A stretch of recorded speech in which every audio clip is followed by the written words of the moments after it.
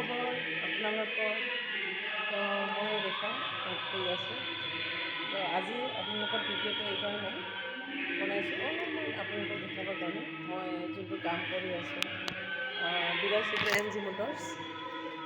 আমাৰ ইয়াতে হণ্ডা গাড়ী অকল পোৱা যায়। তো গাড়ীবিলাক এনেকৈ ভাল, মানে মই নিজে ইউজ কৰি আছোঁ।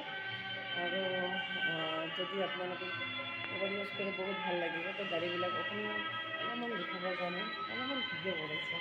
তো চাওক, বাইক ইমান ধুনীয়া কালাৰ, আৰু মানে নক'ব, যোনে এবাৰ চাই আৰু কৰি নাযায়। নতুন নতুন গাড়ী আহিছে, এইবিলাক বহুত ধৰণৰ গাড়ী আছে। লগতে আমাৰ ছোৱালীৰ কাৰণে স্কুটি, ইমান বেষ্ট স্কুটি,